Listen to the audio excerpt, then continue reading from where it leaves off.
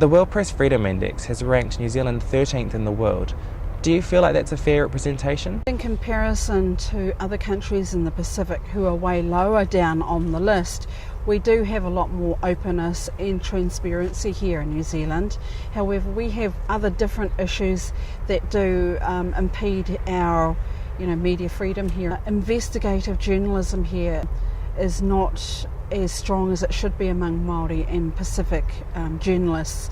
So we need a lot more stronger reporting in areas where there is social injustice or inequality, resource management consents that are being given out that affect many Māori communities around the country.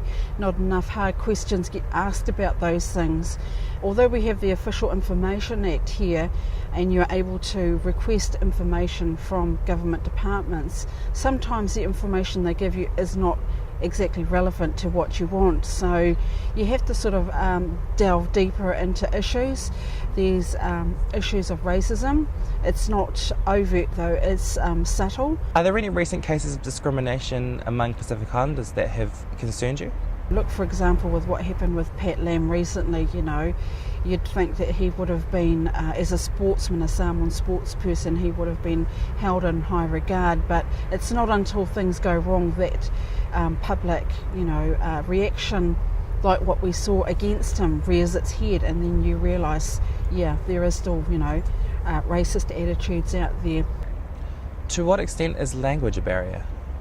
We need to have official recognition of Pacific languages in New Zealand so that we can tell our stories in language that everybody understands. Having said that, a lot more New Zealand-born people now are living here in New Zealand, but there are still those language barriers in terms of media reporting.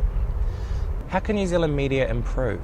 I think it has to come from the ground up from Māori and Pacific journalists who have to first of all, have some sort of cohesive agreement about how they do that.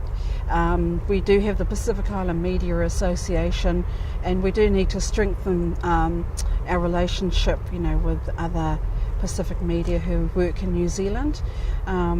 We do need to have more Māori and Pacific representation on organisations like the Broadcasting Standards Authority, the New Zealand Press Council, and we need more of our faces like you out there in mainstream, sort of reinforcing the fact that this is a multicultural country and that there are a multitude of attitudes and cultures to consider. The Pacific Island Media Association is quite excited about the number of Māori and Pacific media outlets that have been established.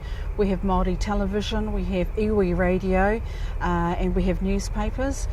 We also have the Pacific Media Radio Network, Pacific Magazine.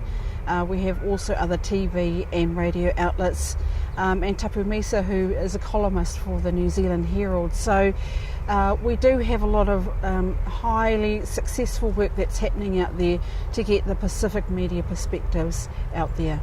As an AUT grad student coming out of uni and going straight into covering two of the biggest stories of the year, how was that? Gee, where do I begin? I've covered some really great stories and met some really good people during my time with Tangata Pasifika, and one of them being the Tongan King state funeral, King Siausipupo V.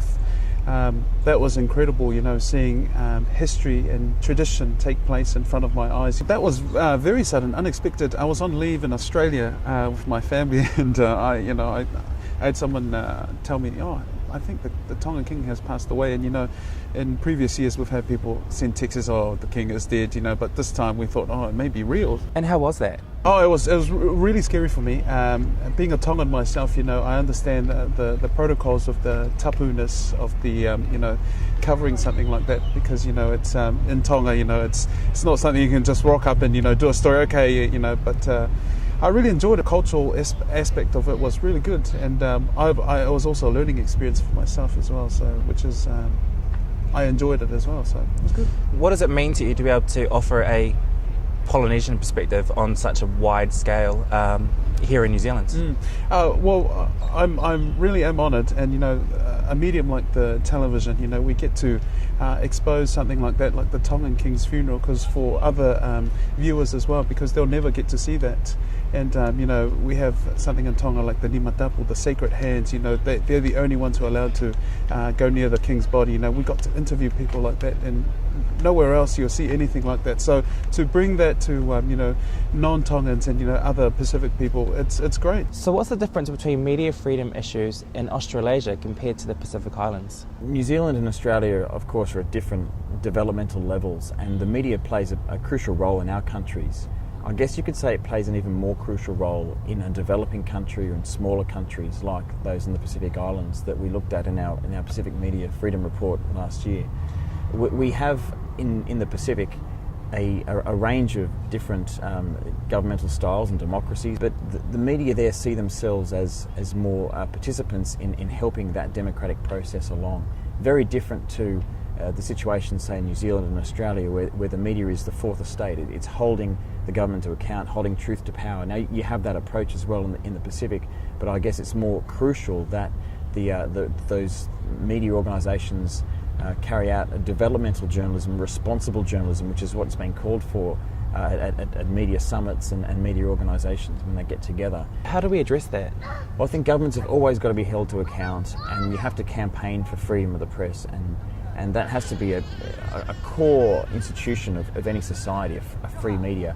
At the same time, journalists and media organisations need to get on with the job, and if that means operating a system where there is some sort of censorship, well, that's even more admirable in the sense that their effort is there to report as best they can and inform the public that are there. It's not enough to distance yourself and say, well, we're not going to report anymore, we're boycotting this. Is there a greater responsibility for journalists to report on developmental issues in the Pacific? I think so. I think in a developing country, a journalist and a media organisation, a publication, has to look at the main issues that are affecting society and report on them, and to do their core traditional role of bringing about important change. It might be reporting on the Millennium Development Goals, which are important to all Pacific countries, reporting on gender-based violence, or it might be climate change migration that's going on in some places like that.